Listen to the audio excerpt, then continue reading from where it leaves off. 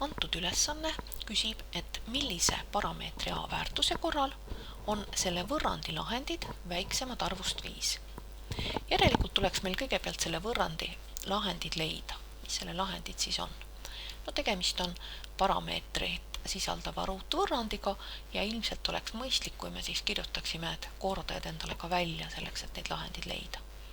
Ja taandatud ruutvõrrand, sest ruutliikme kordaja on 1 ja nii lineaarliikme kordaja, mida tähistatakse siis tavaliselt tähega P, on -2 ja vabaliige Q on A ruut -1.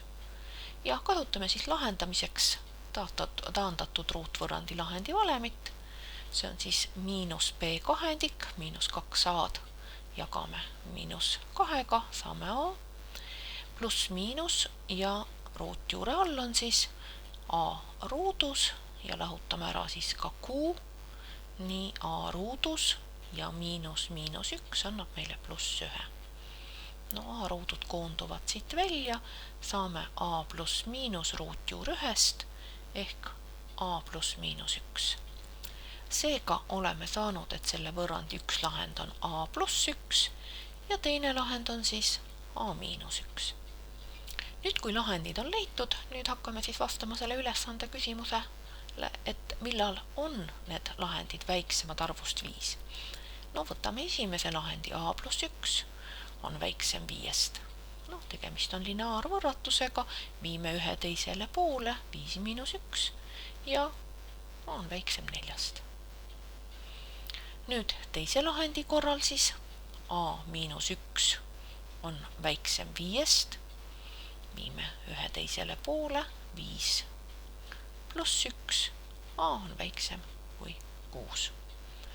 Ja sellega oleme siis saanud omale ülesandele vastuseks, et selle ühe korral siis A on väiksem 6 ja teisel A on väiksem 4, nii et mõlemad lahendid oleksid väiksemad arvust 5, see tähendab, et mõlemad tingimused oleksid täidetud.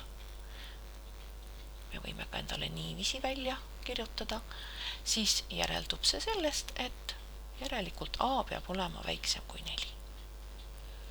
Kes soovib, võib muidugi ülesande lahendamiseks kasutada ka joonisabi, kust on ka see lahendus ilusti kohe näha, et esimesel siis väiksem 4, teisel väiksem 6 ja jääb siis selleks ühisosaks A on väiksem kui 4. Et ülesandele saame siis kirjutada vastuseks, et antud võrrandi lahendid on mõlemad väiksemad 5, juhul kui parameeter A on 4 väiksem.